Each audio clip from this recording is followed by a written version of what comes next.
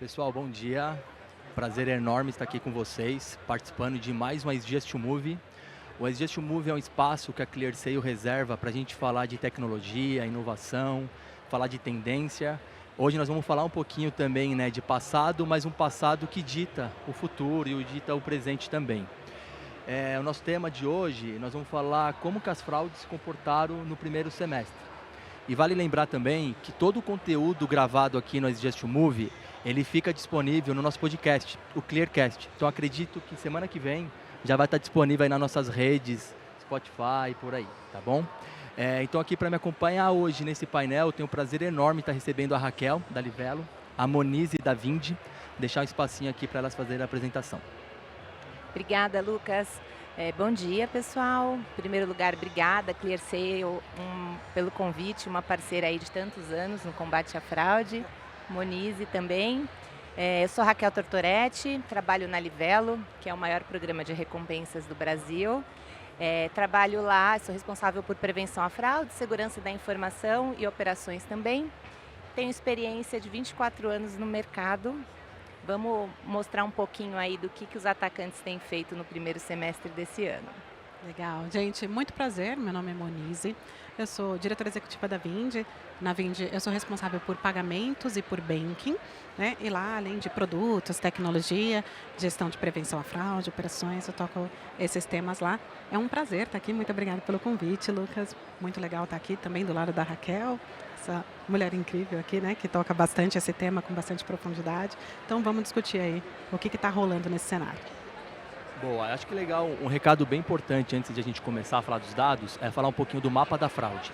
A ClearSale, ela é responsável por analisar milhões de pedidos. Então isso traz insumos para a Clear criar um mapa da fraude falando de ticket médio, áreas arriscadas, quais são os produtos com maior exposição. Então tudo que a gente estiver falando aqui, principalmente nas minhas perguntas, eu estou sempre usando esses dados como referência. Essa vai ser a minha fonte, tá? Okay. E para começar, a gente viu no primeiro semestre alguns números bem importantes, alguns preocupantes. O número total de pedidos do e-commerce ele caiu um pouquinho, mas nada significante. Mas acho que o número mais crítico que, na minha leitura, foi que o ticket médio dos pedidos ruins, ou que foram tentativa de fraude, ele subiu 15%. E já os pedidos bons, ele teve uma queda de 1%, também não é significativo. Mas esse crescimento do ticket médio dos pedidos ruins chamou atenção. Vocês perceberam isso também? O que você acha que esse número pode dizer pra gente? Bom, Lucas, posso Claro, comentar aqui, Monize? O que a gente percebe é que o atacante, ele cada vez mais aproveita alguns momentos de campanha que a gente tem, então Black Friday, mês do consumidor, ou algumas datas comemorativas, para ele conseguir passar despercebido, tá? Então, o atacante, ele percebe que a gente tem períodos onde a gente tem uma política mais flexível ou campanhas mais agressivas, e onde o cliente bom, ele também vai esperar esses momentos para conseguir fazer transações de maior valor. E ele aproveita esses momentos para também atuar com tickets médios mais altos, tá? Então, por isso que é importante a gente olhar para outras variáveis também, que não sejam essa, mas sim, ele vai em tickets de maior valor, né? Principalmente em bens mais atrativos que possam gerar que possa transformar em dinheiro. Então, telefones celulares, né, computadores, são produtos que eles têm cada vez mais buscado, tá? Legal. A gente também notou bastante disso, né? Bastante queda de quantidade, mas aumento do ticket dessa fraude. O que a gente tem percebido é que os fraudadores, os atacantes, eles estão mais cirúrgicos, tanto no período, né, período que ele pode passar desapercebido, mas também ele tem percebido também atacado horários específicos, madrugada tem sido, né, que onde não tem, às vezes no lugar não tem um 24/7 e tudo mais. 3 horas da manhã costuma ser um horário de bastante pico. Mas o que a gente vê é que ele está explorando as nossas vulnerabilidades e procurando mais a oportunidade de atacar e conseguir o maior volume possível, né? Então, não grande quantidade, mas conseguir um ticket alto muito grande. Então, é importante atentar a isso, e eu sei que os modelos da ClearSale olham bastante isso, que é aquele comportamento atípico. né, o comprador que sempre compra determinado ticket e, de repente, você vê um comportamento vindo de um device diferente, de uma região diferente, de um horário diferente, com um valor que ele não habitualmente compra. E isso a gente tem percebido, é uma forma de você tentar blindar, mas, de fato, os fraudadores têm procurado oportunidades de potencializar o ataque com volumes maiores. Isso que você comentou é bem legal, porque o fraudador, a gente sabe que a fraude, querendo ou não, ainda é um evento raro. Na grande maioria das transações, a minoria ela é fraude. Então, o fraudador ele tenta se infiltrar ali no meio dos pedidos bons, tentando fazer o mesmo comportamento para tentar passar batido por um modelo estatístico, por alguma autenticação, né? Você comentou do celular, né? Quando a gente olha para o mapa da fraude e para os produtos mais arriscados, está no topo ainda o celular. Mas um item que subiu muito de posição são as televisões. A gente percebeu no mapa da fraude que a cada 100 tentativas, 7 eram fraudes. Ou seja, 7% de exposição. E também um ticket médio muito alto. Então, como que a estratégia de vocês, porque vocês têm que barrar esse tipo de fraude, mas também não pode impactar o consumidor bom que está comprando aquele celular, aquela televisão. Então, sempre aquela briga de vender, barrar a fraude e não barrar o pedido bom, né? Pensando na experiência do usuário. Posso começar aqui?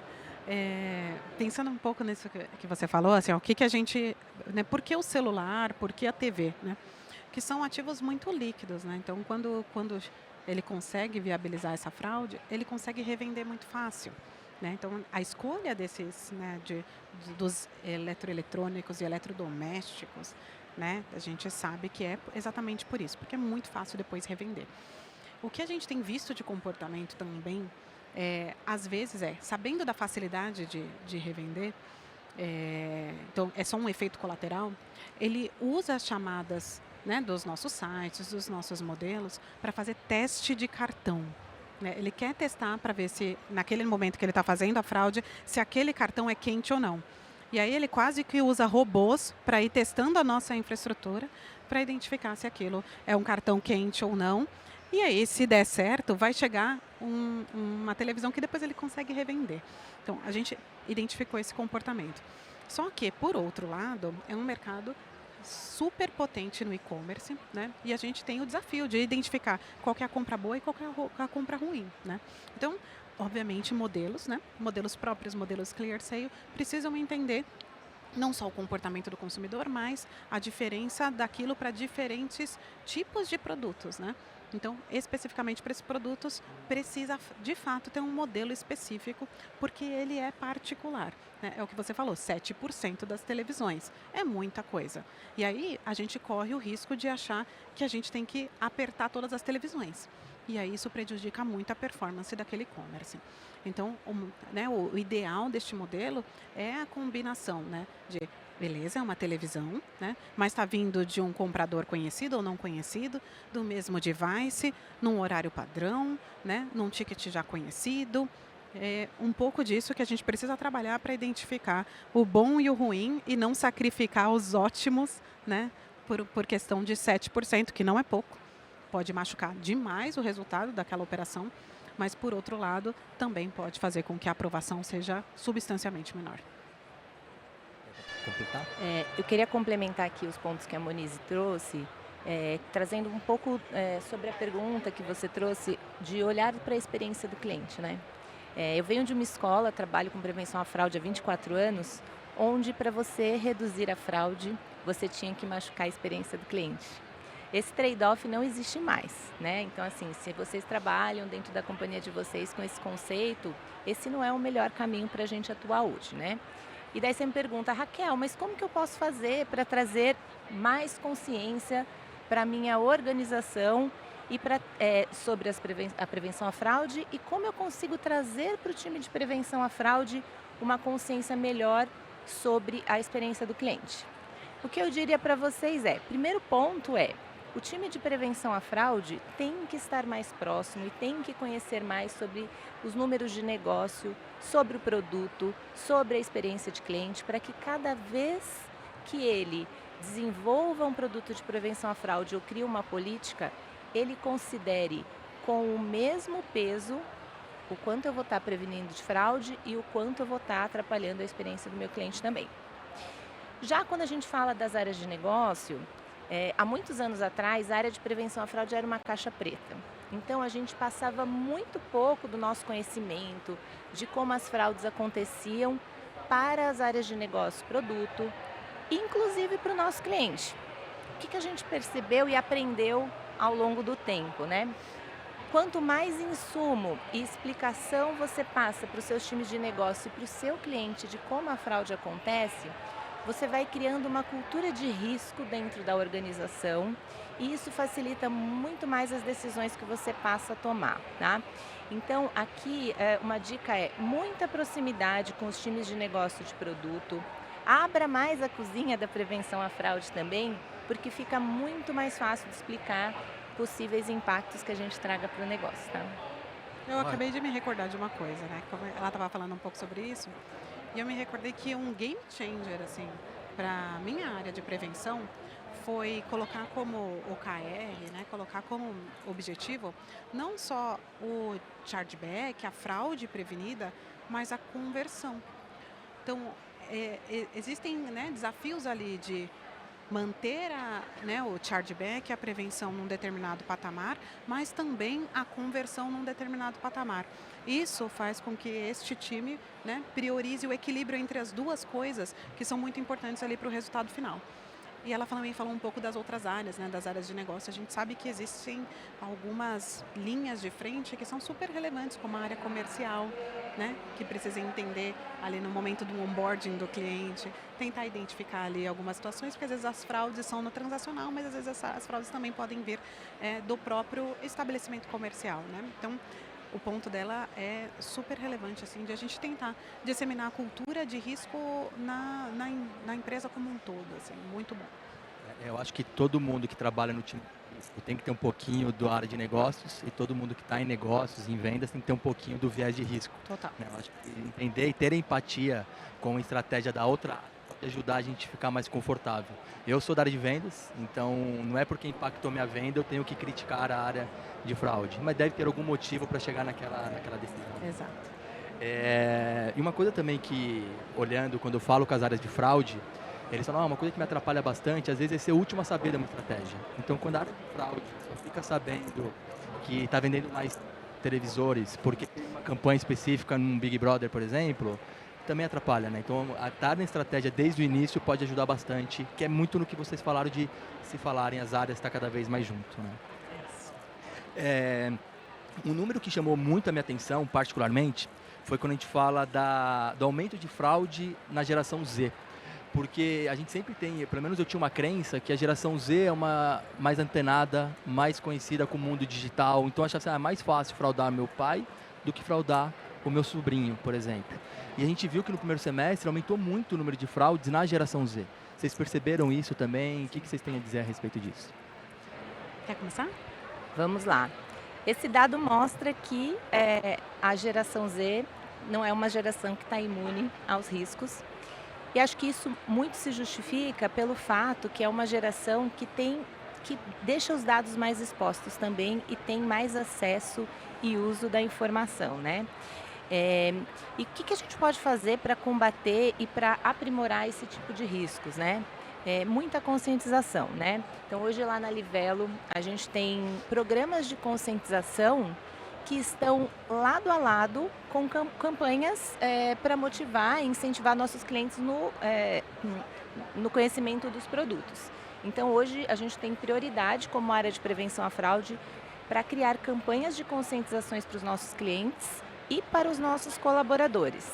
Além disso, a gente tem uma página que fala sobre segurança, a gente vê que isso é uma prática e conscientização é um trabalho sem fim, tá? Então, assim, a gente precisa de recorrência, precisa que esse assunto seja cada vez mais colocado em pauta e o conhecimento, né, vai permitir ali que o atacante cada vez menos consiga explorar. Mas esse dado eu super concordo, mas eu explicaria ele pelo fato de ser uma geração que expõe mais os seus dados, né? Eu tenho uma filha de 11 anos, mas que já é de outra geração. O aceite, o baixar um aplicativo, acessar um site, sem responsabilidade, porque já se torna algo natural e habitual no dia a dia, né? Então a gente tem que ir com conteúdo de informação na mesma velocidade que eles recebem dados e informações digitais. Não, acho que a primeira coisa é, é uma geração, né, que está bem mais exposta, é nativo digital, e que não tem a malícia, não tem a vivência, né, do que pode acontecer. E, em algumas situações, né, atua digitalmente sem supervisão, né? Então, a gente vê uns movimentos, não só os aceites, mas a gente vê eles salvando o cartão no navegador. Meu Deus, que temerário, né? Salvar cartão no navegador e isso fazendo aceites, acreditando em qualquer phishing, né? Então, de fato, precisa de conscientização e de supervisão, né? E a gente, do outro lado, vai precisar aprender a lidar com eles, né? Então, os nossos modelos precisam considerar a geração, precisam considerar a idade do portador do cartão, né? E, eventualmente, entender se aquilo ali é um comportamento atípico ou não, né? Então, sem dúvida, a geração Z merece a nossa atenção, porque eles estão entrando no mercado comprador agora e existem marcas, inclusive, que estão direcionando todo, né, o seu target para esse público. Boa, muito obrigado. No mapa da fraude da Clearce, a gente consegue ver também que no primeiro semestre a região mais exposta, que teve maior número de fraude, foi a região Nordeste, segundo o mapa da fraude. Vocês fazem uma análise por região, pode ser que no mundo de vocês não seja a região Nordeste, aí é específico de cada segmento, de cada empresa, mas vocês olham também por região e traçam estratégia seguindo a região? Não, total, né? CEP é o básico aí dos nossos modelos preditivos. O ponto de atenção com relação ao Nordeste, que por um lado, né, tem que tomar cuidado aí na forma como analisa, porque por um lado o Nordeste tem aumentado proporcionalmente às fraudes, isso é um fato, né? A gente viu isso no mapa da fraude, aí no relatório da Clearce, mas a gente também vê esse comportamento no dia a dia. Mas a gente também vê o volume de vendas aumentando muito. Essa área está se digitalizando agora, né? Então, a gente viu esse movimento acontecer durante a pandemia, né? E a compra virtual está se potencializando e aumentando muito agora nessa região. Então, tem que tomar muito cuidado na forma como você avalia, se é por absolutos ou por relativos, porque, de fato, essa região, ela tem se exponencializado, né? A logística tem melhorado muito nessa região, né? O prazo de entrega tem melhorado muito nessa região, né? Muitas empresas, muitos influenciadores estão nascendo nessa região. Então, de fato, tem que tomar muito cuidado para não, o que a gente já falou, né? Não punir o cliente bom. Né? Tem que tomar cuidado com a experiência ali do cliente. Mas, sim, né, a região Nordeste tem mostrado um percentual de fraude maior do que outras regiões e isso precisa fazer parte dos nossos modelos. Lá na Livelo a gente não percebeu uma concentração na região Nordeste, mas eu reforço o ponto que a Monize trouxe de análise por região, seja CEP, seja UF ou seja geolocalização também, tá? Porque às vezes a gente vê lá quando você tiver o fingerprint. Sim, o cadastro do cliente ele pode estar informando que existe uma concentração numa região, só que quando você vai validar mesmo de onde está vindo aquele IP ou de onde está vindo aquela geolock do device, a gente vê uma referência diferente. E importante também, que é o ponto que a Monize explorou, é fazer análise relativa, né? Porque talvez o seu maior volume de compras não vai ter a mesma proporção do maior volume de fraudes. E às vezes você vai achar uma cidadezinha bem pequena, que o volume de vendas que vem daquela cidade relativamente ao volume de fraudes pode chamar atenção, tá? Então é sempre importante, além do que a análise por região pode ajudar bastante a você diminuir o seu falso positivo concentrando. E um bom ponto de atenção é que assim, o fraudador, você tampa aqui, ele vai para lá. Então isso tem que ser algo recorrente para acompanhamento, né? Para que a gente não se limite a um ponto que a gente achou específico de região. A fraude está ficando cada vez mais complexa, né? Então, do mesmo jeito que a gente está aqui reunido falando de fraude, os fraudadores estão se reunindo e falando de como fraudar. Sim. Então, a gente fazer o mais do mesmo não adianta. Então, a gente sabe que não tem aquela bala de prata. Então, tem que usar componentes, pensar o melhor componente conforme vai aumentando o risco, para não pôr a fricção desde o início. E quando fala de analisar o comportamento, o que vocês pensam nisso? Porque acho que só analisar dados hoje não é só o suficiente. E analisar o comportamento do usuário, isso ajuda também? Ajuda muito, né? É muito normal e esperado dentro das companhias para a gente olhar sempre para o dado que está sendo apresentado ali pela transação do cliente, tá? Então a gente vai olhar o valor da transação, o produto que ele está comprando, o horário, né? Ou os dados demográficos do cliente. Isso é o óbvio e o que está aparecendo ali para a gente, né? Só que o fraudador, né, o atacante, ele percebeu que a gente olha e monitora esse tipo de comportamento. Então ele está cada vez mais disfarçando e passando a ser cada vez mais parecido que o cliente. Mas o dado digital e o comportamental, ele não conhece do verdadeiro cliente. Então imagina que assim, putz, eu, Raquel, tenho um perfil transacional, um ticket médio, uma região que eu moro, mas a forma que eu me comporto, a geolocalização que eu faço a transação, as etapas que eu tenho dentro do meu aplicativo ou site para chegar naquela transação, a rede, o IP, isso só eu tenho, né? Então, a gente também tem que começar a olhar para essas variáveis e não só exclusivamente para as variáveis, né? E daí é sempre importante, assim, o cliente ele tem um lastro, o fraudador também tem um lastro digital. Então a gente também tem que começar a olhar para esses processos, né? Quando eu comecei a trabalhar com prevenção à fraude, a gente estava falando de prevenção à fraude no mundo físico. E daí você fala, putz, e agora foi para o mundo digital, é mais difícil? Não é mais difícil, porque eu tenho muito mais variáveis, né? Então assim, quando um fraudador ia com um cartão de crédito no estabelecimento físico, eu não sabia nada daquele fraudador que está lá. Hoje, quando um fraudador ataca a nossa companhia, ele deixa um lastro, um IP, uma geolocalização, um device, um comportamento de uso.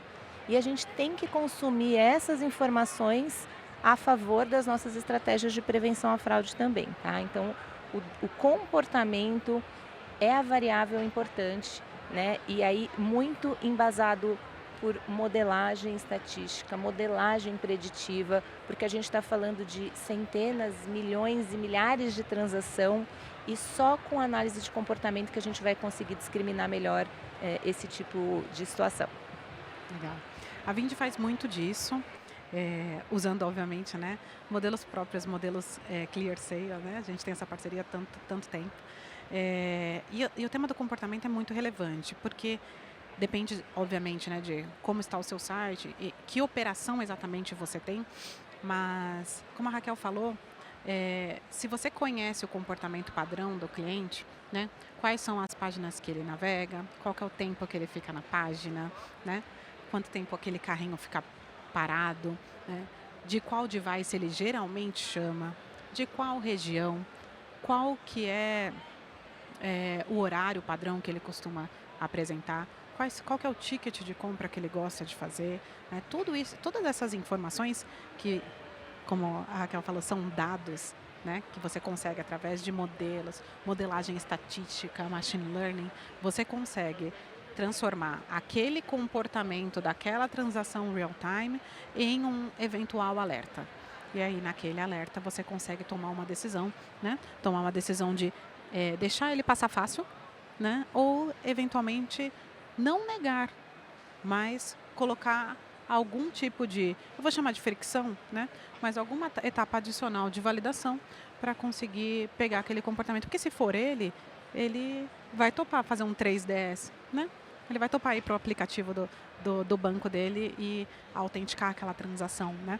Então, os dados do comportamento, não exclusivamente do cadastro do cliente ou daquela transação fria, ajudam você a tomar uma decisão de uma jornada com mais ou menos fricção, né? E eventualmente a reprovação mesmo. Tudo isso em real time, em tempos onde, né, escala de dados, banco de dados, inteligência artificial já são uma realidade e facilitam o nosso dia a dia. Isso que você falou, Mo, é bem interessante porque teve uma quebra de paradigma, né? Há 3, 4 anos atrás, todo mundo falou assim, vou pedir biometria para a pessoa. Hoje, quando você pede uma biometria, você se sente seguro. Então, hoje, para você desbloquear seu celular, hoje você faz uma biometria. Você prefere? Você prefere. Então, hoje, se sentir seguro é bom, né? Hoje a gente pega ali segmento financeiro mesmo. Há 4 anos atrás, ninguém falava de fraude. Aqui fraude não acontece. E hoje a gente vê propaganda na televisão, o cara falando que é o banco mais seguro. Então, hoje a prevenção à fraude virou, né, um diferencial competitivo. Quando a gente fala dos exemplos aqui, na minha cabeça vem muito fácil o e-commerce tradicional. Mas o que a gente pode pensar de como que acontece a fraude, de estratégia para programa de pontos ou pagamentos específicos, clube de assinatura? Vocês podem contribuir para a gente? Programa de pontos é com você. Bom, falando especificamente de programa de pontos, que eu posso trazer um pouquinho aqui de experiências, né? A maior parte da minha carreira eu trabalhei no mercado financeiro, há 2 anos na Livelo, então esse foi um mundo novo, mas o que eu percebo é que assim, o mecanismo para o atacante obter sucesso, ele é específico, né? Então assim, talvez como ele vai fazer para transformar aquele ponto em dinheiro. Mas o modus operandi é o mesmo e as modalidades de fraude são as mesmas que a gente vê no mundo financeiro também, tá? Então aqui, o que é super importante e um dado aqui que eu posso trazer para vocês. O mercado financeiro sofreu muito com as fraudes e sofreu bastante pressão de regulador para que a gente conseguisse atuar cada vez mais na contenção da fraude. O fraudador, ele precisa continuar com todo o faturamento dele de fraude lá para sustentar o negócio. Afinal, a fraude é um crime extremamente organizado. E ele foi buscar isso em outras instituições financeiras. Então, e-commerce, né, outros programas. O que é importante, qual a dica que eu deixo aqui para vocês, tá? É só questão de tempo para o fraudador chegar em empresas que não são tão atacadas com fraude, tá? O mecanismo é o mesmo, então a gente vê, nesses 2 anos que eu estou aqui na Livelo, existiam modalidades de fraude que não eram exploradas pelo atacante e que passaram a ser exploradas pelo atacante, tá? Então a gente não pode esperar ele chegar para atuar, a gente precisa já preventivamente ficar de olho e aprender com as empresas, com as instituições financeiras que já sofreram tanto com isso, porque ele vai aplicar o mesmo golpe direcionado para o seu modelo de negócio. Então é muito importante assim, onde o fraudador pode buscar interesse pelo meu negócio, e eu posso garantir para vocês que o modus operandi que ele vai atuar é o mesmo. Então quando a gente fala de engenharia social, conta laranja, fraud application, o fraudador já está explorando. Então é importante vocês verem que ferramentas e mecanismos vocês têm dentro da companhia para conseguir combater e não espera a fraude chegar para ir buscar solução, porque a gente sabe que desenvolvimento de solução a gente não implanta do dia para a noite. Então quanto antes vocês conseguirem se antecipar a esse tipo de ação, menor risco vocês vão ter dentro das companhias, tá? É interessante ela falou, né, que a fraude é sofisticada, né? É o negócio dele, né? É interessante pensar, a gente falou agora há pouco, né, de machine learning, inteligência artificial, ajuda a prever, mas também está do outro lado, né? Como que esse mercado todo vai se comportar daqui para frente, sabendo que uma inteligência artificial pode estar do outro lado emulando o face recognition, né? A prova de vida, tudo aquilo, todas essas aplicações que a gente coloca para tentar prevenir a fraude. Então, de fato, a gente tem que ficar de olho em todos os avanços tecnológicos e as ferramentas que podem ser colocadas para tentar melhorar, né, a sua detecção agora, entendendo que todas essas tecnologias estão aqui, mas também podem estar do outro lado, né? E aí, né, falando aí um pouquinho sobre programa de pontos e sobre assinatura, né, a Vindi, ela além de um hub de pagamentos, ela tem um gateway muito especializado em recorrência, né? Então, a gente conhece bem esse mercado de assinatura, pagamento de mensalidades e tudo mais. E é diferente. E é silencioso.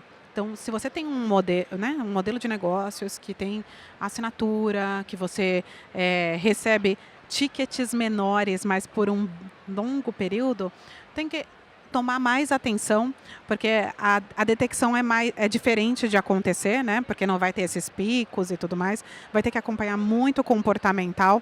Por quê? Porque este chargeback, né, essa fraude, ela pode ser identificada 3, 4, 6 meses depois daquela recorrência, ela vai vir numa paulada só.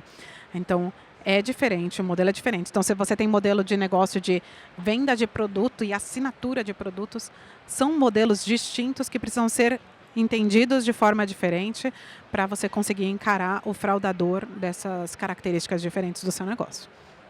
Boa, obrigado. E por fim, você até citou agora uma dica, mas assim, se tivesse que deixar um recado, um alerta para o segundo semestre para quem trabalha com e-commerce, qual que seria esse alerta que vocês poderiam compartilhar com a gente? Black Friday. E eu iria por um outro caminho também, tá? Segundo semestre é período de revisão orçamentária da maioria das companhias, né? Então, assim, não deixe para depois pensar nos investimentos nas camadas de proteção de prevenção à fraude, tá? Assim, não existe uma única solução que vai conseguir prevenir todas as fraudes de uma companhia.